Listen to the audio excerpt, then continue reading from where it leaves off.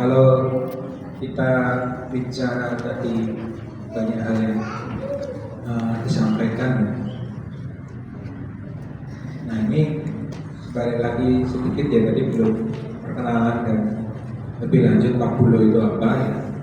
Nah, Kabulo itu kajian bisnis laku optimal, fokusnya pada keluarga, bisnis dan Islam. Nah, beberapa hal terkait dengan diskusi tadi di sesi 1 itu mengarah kepada emang hal-hal teknis di dalam bisnis ya. Dan kenapa itu jadi masalah? Karena emang kebutuhan bisnis hari ini itu kompleks.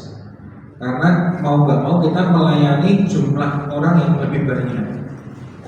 Kalau zaman dulu kita itu buka toko kelontong ya, itu tuh hanya mungkin melayani satu RW, satu kelurahan itu udah jos banget, bahkan bisa umroh ya. Yang terjadi sekarang itu adalah bisa jadi di satu kelurahan itu sudah ada beberapa toko. Nah, sehingga kita harus ekspansi, harus memperluas wilayah sehingga kita bisa mempunyai keuntungan atau mempunyai cukup dana untuk bisa umroh baru.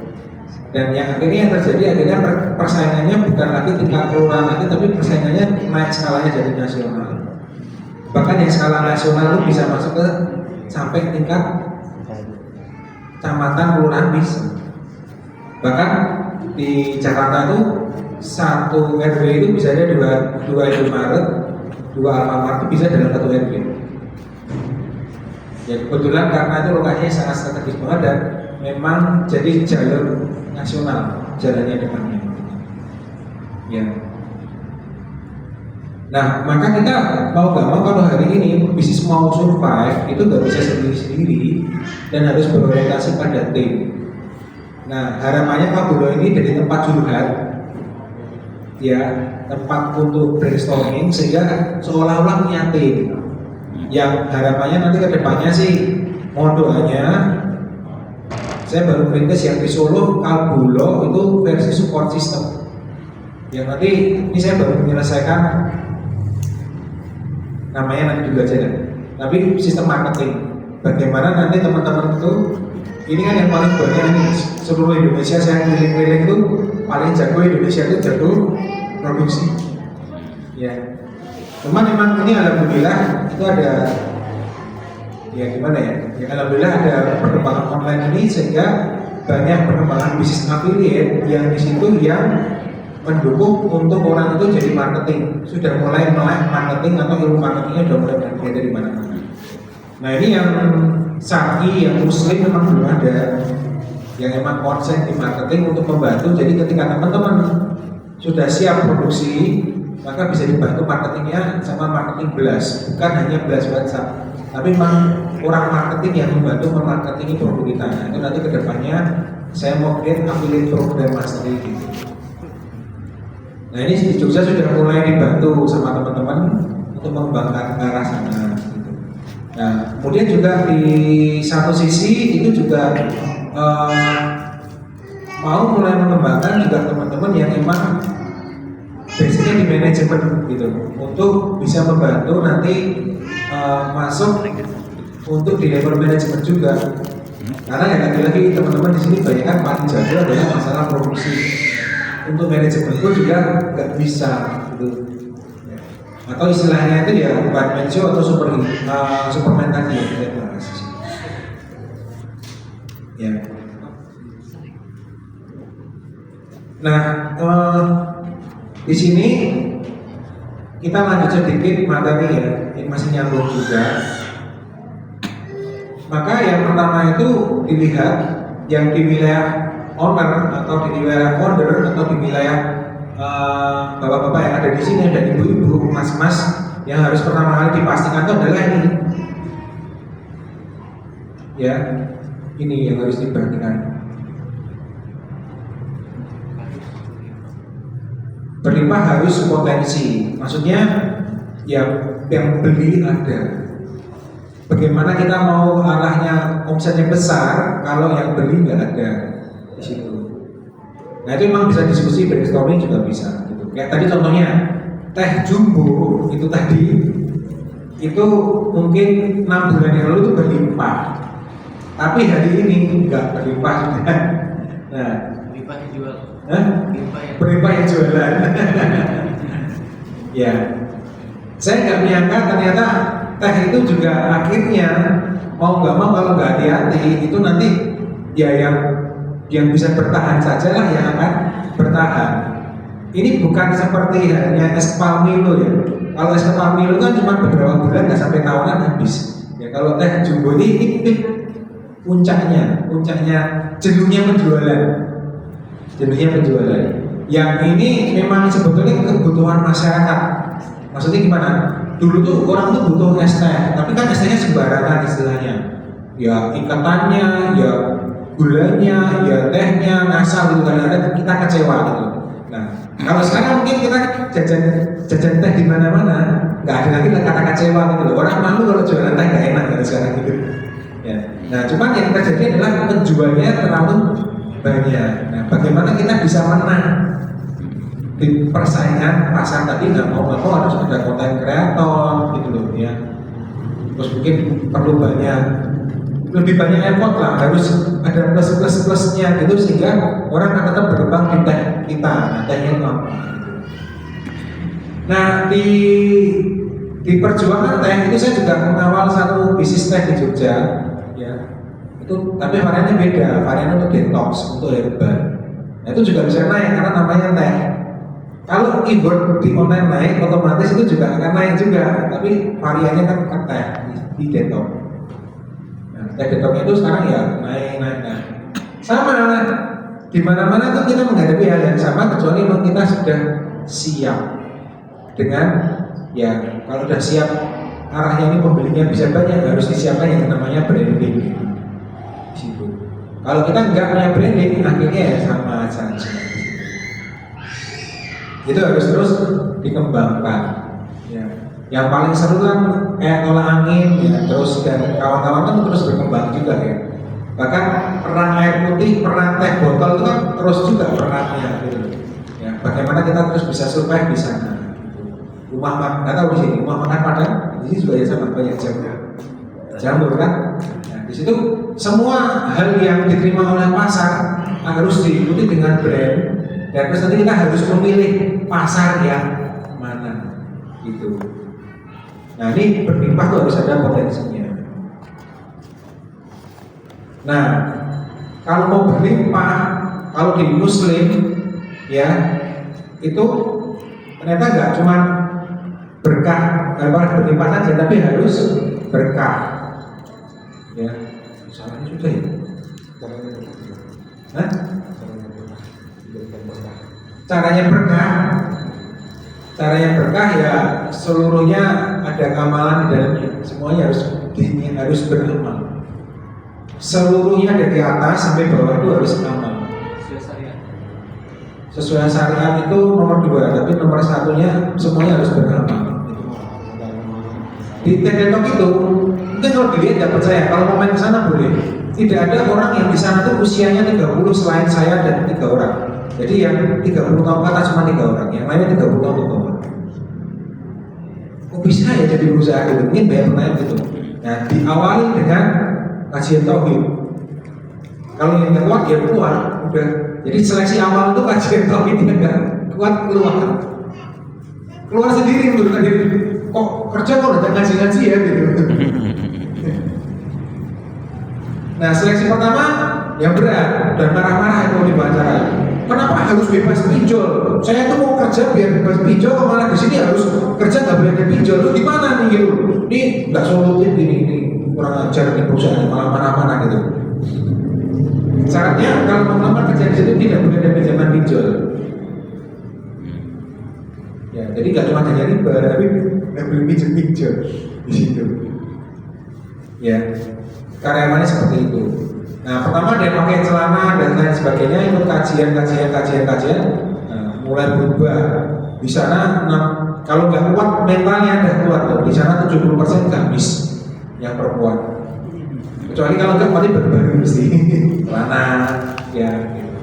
Ada yang celana ada, tapi itu orang baru. Dan kalau dia bisa bertahan 2 bulan, berarti dia bagus. Dan nanti lama-lama berubah. Serang terus kalau sudah karyawan tetap toh, dikasih seragamnya yang bergamis gitu. Dan dia udah siap. Itu mau taat di sana. Ada yang ketahuan untuk pinjol, teman saya juga kebetulan pinjol, dan langsung dipanggil dikeluarin.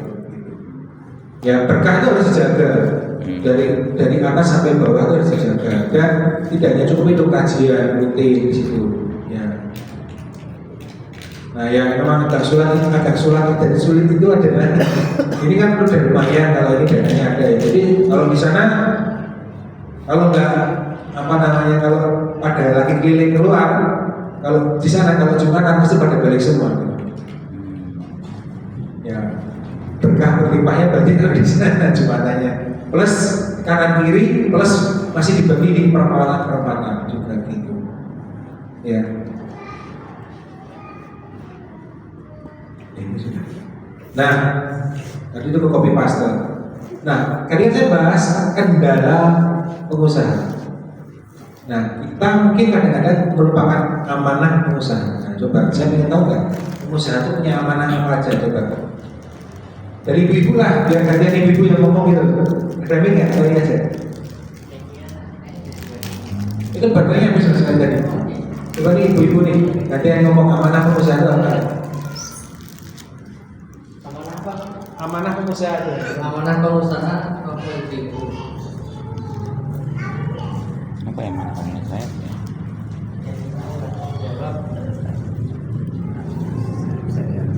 Satu-satu ngomong gak dia? Sejahterakan rakyat. Dakwah. Wah. Apalagi?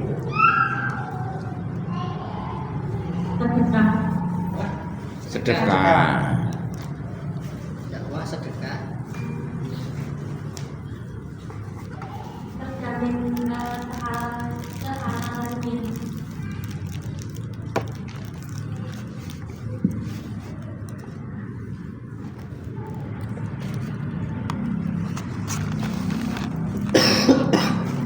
Bertiga saja. Oh, sudah, cuma bertiga nih ibu-ibu. Yang satu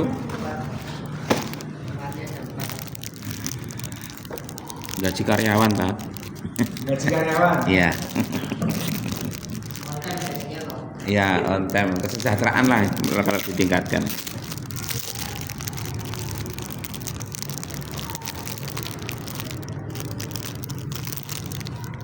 Dakwah, sedekah, halal, gaji karyawan. Nah, pertanyaan saya, keluarganya itu amanah enggak? Weh. Keluarganya itu amanah enggak? Siapa lagi yang seperti ini? Ada lagi enggak?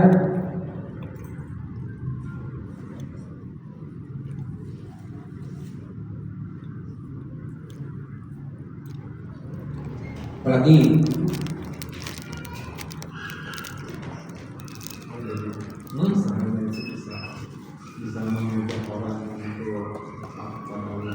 Itu dakwah.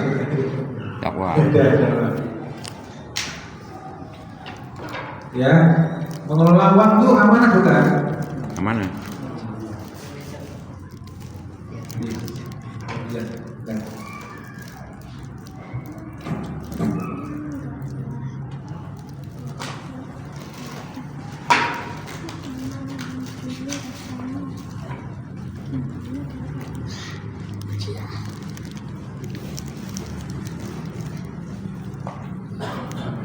Terus apalagi kesehatan?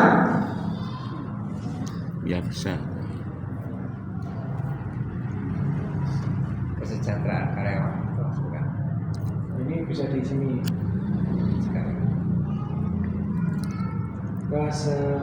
Jah. Bismillahirrahmanirrahim.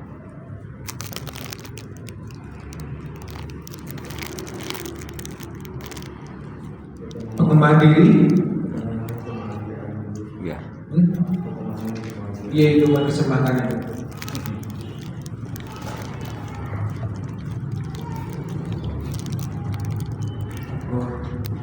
Amanahnya atau satu lagi mungkin kalau mau dalam bukti, tapi ini bisa ngomong kemana-mana sih.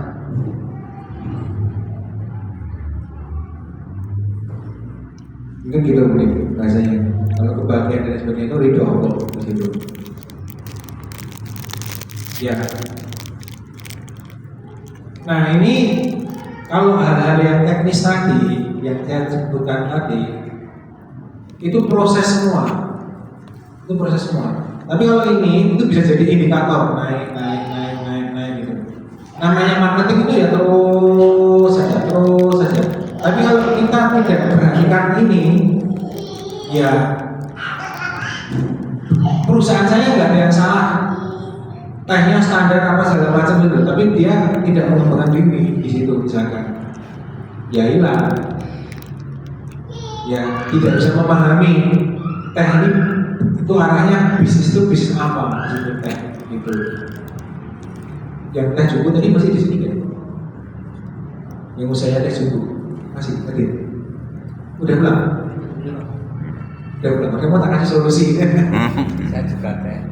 Juga teh juga. Kalau tadi malah istilahnya dari beliau ini gitu loh. Teh itu bisa kan? Kalau sekarang di mana-mana 10.000 box, 10.000 box itu siap dalam 2 jam kan udah sering ya dulu. Ya, nah kalau yang sekarang itu yang kemarin ada training di Solo di mana-mana itu mastery nasi box. Itu sekarang kalau di Jakarta itu udah lebih naik lagi levelnya industri 25.000 box per hari itu bisa. Itu biasanya pesanan dinas untuk kegiatan dan rapat di 5-6 kecamatan itu biasanya. Itu 25.000 nasi boxnya. Nah yang teknik itu bisa kalau sudah terbiasa kan kapasitasnya tinggi sebetulnya gitu loh. 100 dalam 1 jam atau berapa? Satu hari, tidak menarik gitu. Kalau bisa 100 dalam 2 jam gitu. Walaupun mungkin kumpulin atau telepon teman yang lainnya nggak masalah. Unit. Buat asosiasi, harusnya kalau saya jadi pengusaha teh bikin asosiasi terus bikin gebrakan. Nah yang dalam asosiasi itu bisa ready 10.000 gelas atau 10.000 cup dalam waktu 2 jam. Nah kan biar dikolik kan resepnya semua sama kan? Karena itu di dalam rumah sakit, jadi ya hanya pasien yang di situ. Ini kita marketing bersama, marketing bersama. Yang 25.000 box mastery itu punya jaringan pesanan nasi box dari Jakarta sampai Surabaya. Kenapa? Karena itu kalau PO base, kalau masuk ke situ tuh nanti tinggal bagi-bagi dari peserta seminar. Jogja ada ikut kemarin ada berapa ya? 50 peserta seminar. Ini ada 6 base menuju Jogja. Siapa yang duluan WhatsApp saya yang dapat ordernya?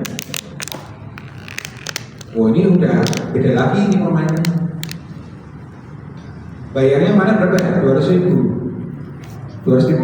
Pelatihannya ada pelatihannya, ada itu toh. Nah, terus yang lolos pelatihan itu masuk ke data dia dan dia punya daftar PO base dari Jakarta sampai Surabaya. Gitu. Nah, boxnya tinggal apa? Tinggal diantar box gampang. Kan masalahnya isinya kan kadang-kadang gitu loh. Nah, isinya nanti tinggal resep sama ini disamakan SOP-nya bisa. Ya, saya malah ditunjukin loh. Ini jam 5 pagi ini kok keluar lagi nih kok. Base di parkiran ini, base di parkiran ini, base di Parangtritis di mana-mana di mana. Pakai brand bebas, yang brand bebas itu biasanya ngambil gitu. Nah ini next level kolaborasi.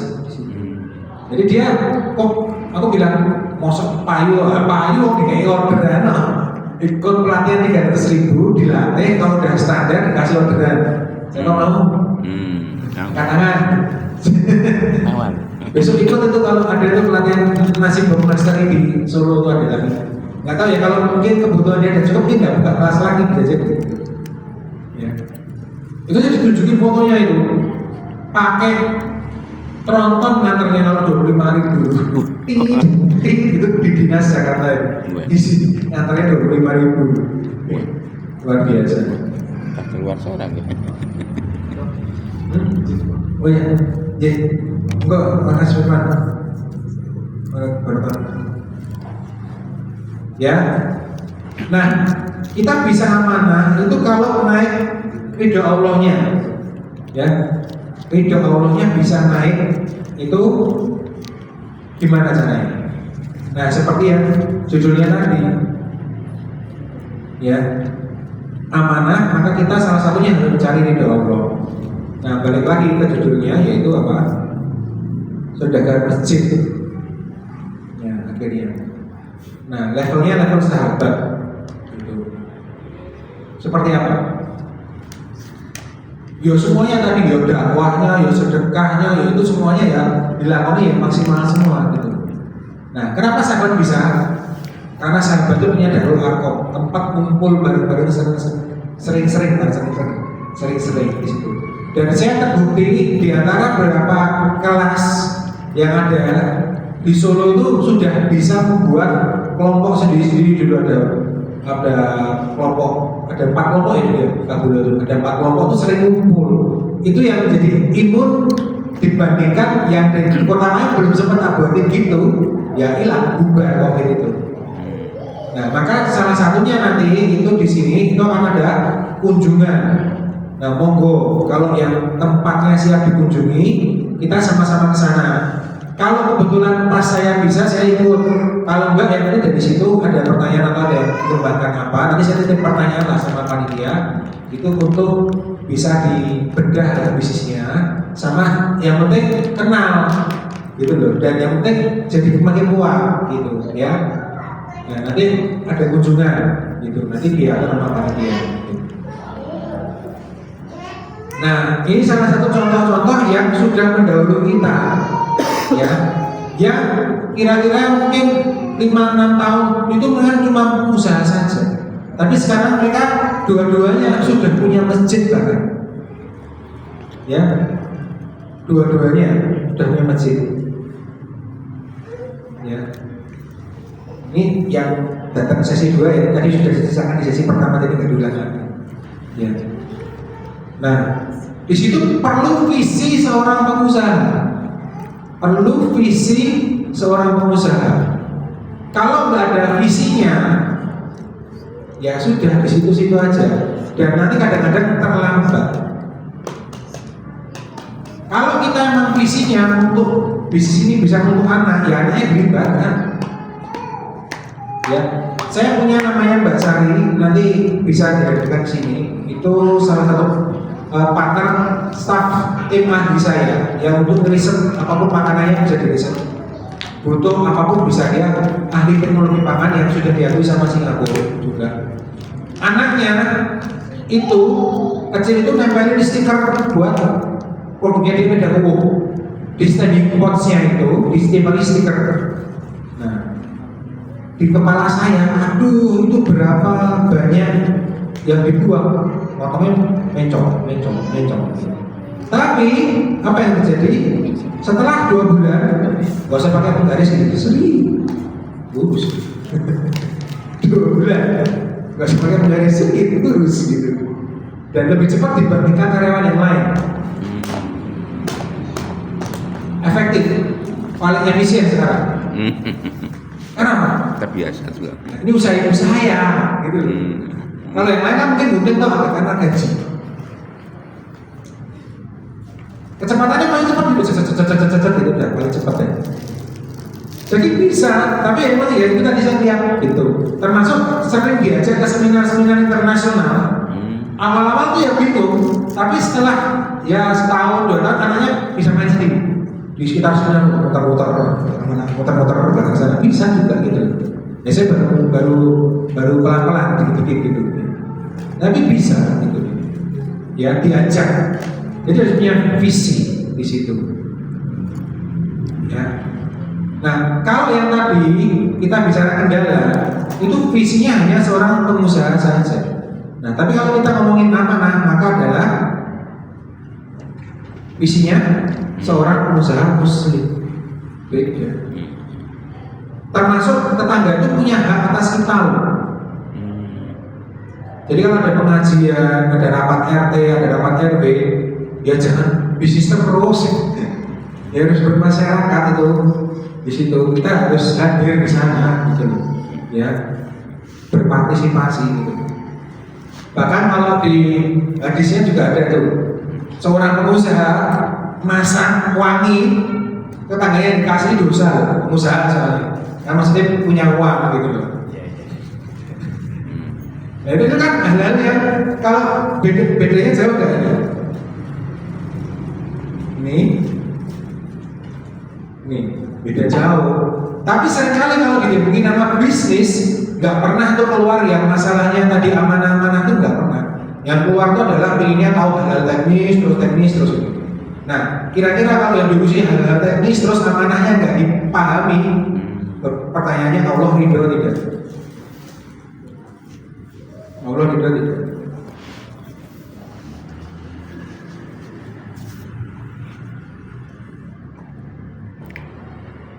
Ya, nih. Nah tadi sudah sempat dibahas juga di kendala-kendala ya.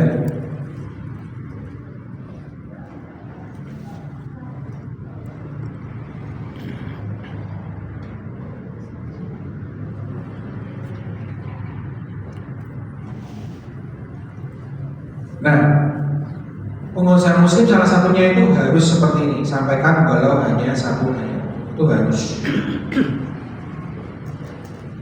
Ya gimana caranya? Misalkan ngajak ke Kabulo ya sudah bisa masuk, itu salah satunya. Ya terus mulai ngomongin ternyata ini pengusaha muslim itu ya orang-orang dagang, ngurusi keluarga netok gitu nggak bisa karena ada embel-embel muslimnya itu punya tanggung jawab dan amanah sebagai seorang muslimnya itu beda gitu loh pengusaha di situ. Ya biar dapat ridho Allah. Nah tadi kan yang disampaikan semua itu seolah-olah apa?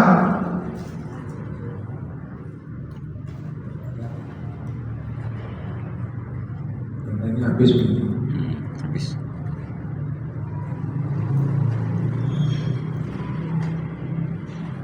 Ya habis. Ya berat bukan rumit. Maksudnya bisa dijalanin. Ya bisa dijalani, semuanya itu bisa dijalani. Udah gak apa-apa, tanya aja. Naik panggung gede lah, kalau gitu nih kan amalin itu. Ya, jadi apapun itu kita punya cita-cita. Saya bisa bantu tuh kalau ingin kayak punya teman saya itu yang udah sampai masuknya level puluhan miliar, tidak lama kok, 5 tahun. 5 tahun istiqomah gitu di situ. Nah yang itu apa berat karena bangunnya jam 2 pagi. Ngapain? Belajar bisnis ngatur semuanya karena kalau sudah masuknya di jam-jam aktivitas sampai subuh itu udah nggak bisa ngapa-ngapain. Antar anak lah gitu loh. Terus habis itu untuk ngurusin bisnisnya waktunya habis. Padahal kalau kitanya nggak berkembang nggak bakal bisa bisnis kita berkembang. Kitanya harus berkembang dulu di situ.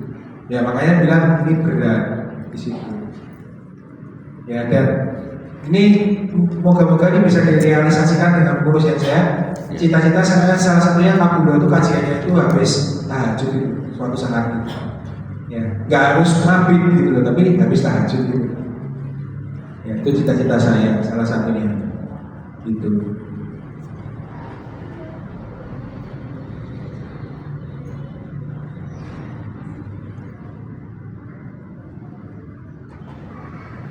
Ya semuanya pokoknya ridho Allah yang akidah itu bisnis itu diluruskan niatnya, mohon maaf jangan karena cari uang ingin kaya dan lain sebagainya. Bisnis itu karena nafkah dan nafkah itu wajib, maka bisnis itu tidak salah. Soalnya banyak orang itu masih salah bingung. Saya itu seolah-olah menjadi bisnismen itu jahat loh, kapitalis gitu loh. Duitnya apa itu salah gitu loh kayaknya gitu. Iya. Bisnis itu dalam rangka nafkah dan membantu banyak orang punya nafkah gitu loh. Bahkan bisnis itu karena Allah didirikannya gitu loh. Diluruskan niat lagi. Kalau yang lurusnya kemarin niatnya itu rugi. Kalau karena duit rugi di situ. Dia luruskan niat bisnis itu karena Allah. Dan kalau karena Allah kita punya uang 1 triliun. Karena Allah kita punya uang 1 triliun itu insya Allah tetap tidurnya marah gitu. Kalau tidur melek Dewi soalnya. Dan kalau bisnisnya karena Allah punya 1 triliun apa? Ya ambil 20 juta buat keperluan sehari-hari, sisanya kasih pemarut buat bangun masjid ya, salah ya. Amin. Masjidnya kabul Amin. ya buat barang-barang lah nanti. Ya.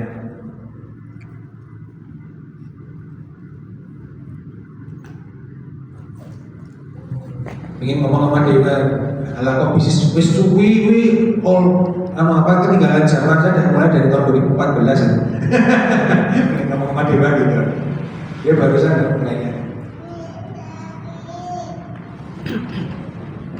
Nah,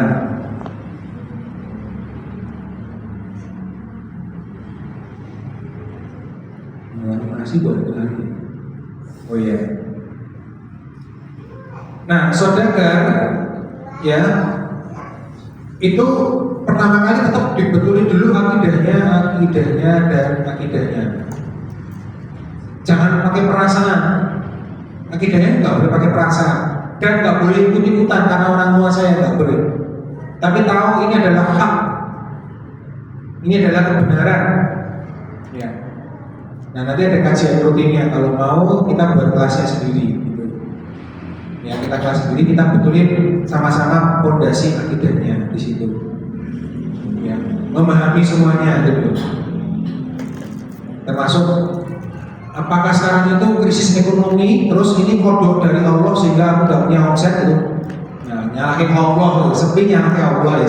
Nah, itu. Jadi pemahaman kodok dan kodoknya juga belum benar. Pengusaha wajib tahu itu, kalau enggak salah nanti menyikapinya. Ya. Nah, diri sendiri dulu dibenahi.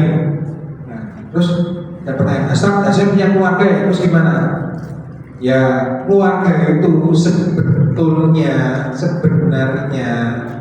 itu tuh ada syarat dan ketentuan berlaku.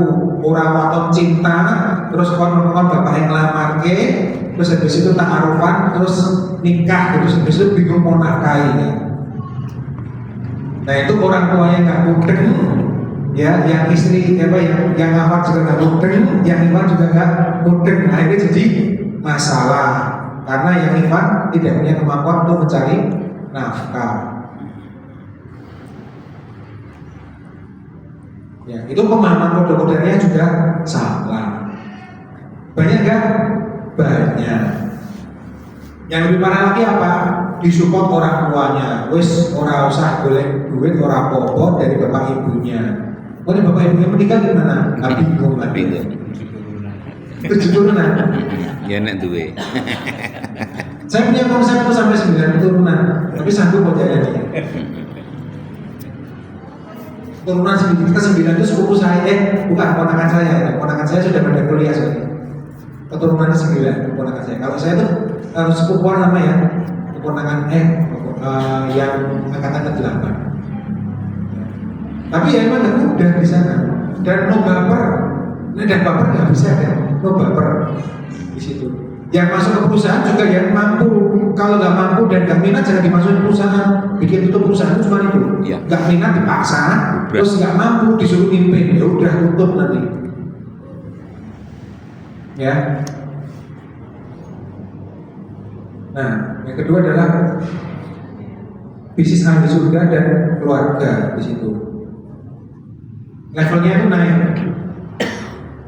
Kalau sudah ada tiga-tiganya gimana? Ya paralel, mau nggak mau tiga-tiganya dijagain bareng-bareng. Tapi kalau belum, ya itu memang harus fondasi dulu, diri sendiri dikuatin dulu, terus siap bangun keluarga, baru keluarga dulu. Kalau sudah baru bisnis di situ dibenahinya, ya. Nah kalau bisnisnya sudah bisa, baru bisa disebut saudara ahli surga di situ. Ya. Nah nanti di sini memang dimulai dari kelas akidah dulu, ya. Terus nanti kalau yang kabulo yang sebelum COVID kan udah banyak itu yang udah kan nanti monggo sih mau parenting atau enggak ya nggak apa-apa gitu. Nanti baru masuk ke bisnis ahli surga itu fikih-fikih bisnis di situ. Ya, mau paralel juga nggak apa-apa di situ.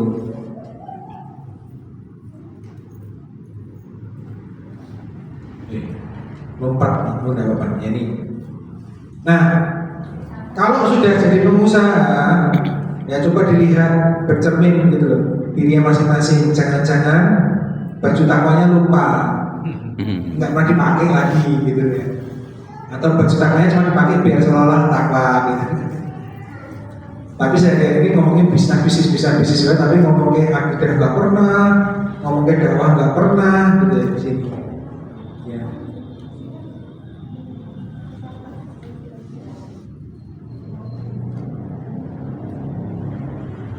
Nah yang berikutnya itu dakwah, ya.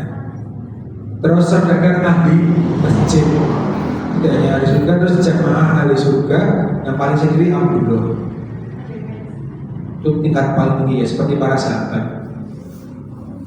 Itu nggak bisa lah, namanya sudah jual beli sama Allah dan waktunya hanya untuk Allah dan keluarganya. Jadi benar-benar hidup itu adalah mengabdi untuk Allah saja. Itu paling tinggi. Oh belum buka, maaf. Ini animasinya, Gus. Nah, jam salah ketik. jamaah Ya.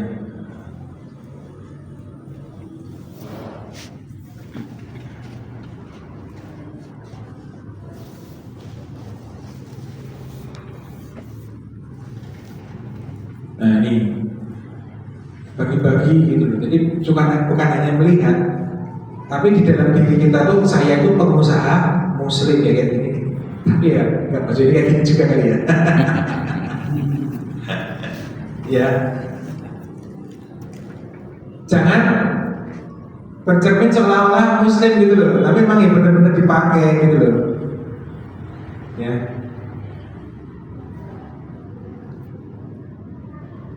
Nah, bisnis autopilot owner jadi bot. Ya. Nah, habis lagi. Ya. Mungkin ada yang mau tanya jawab lanjut sebelum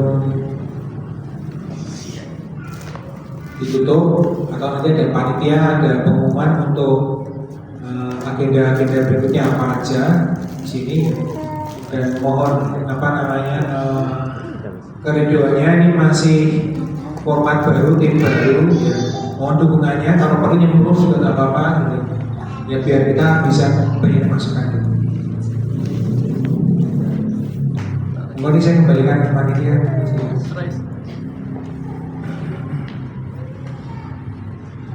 sesi tanya jawab dulu ya kan.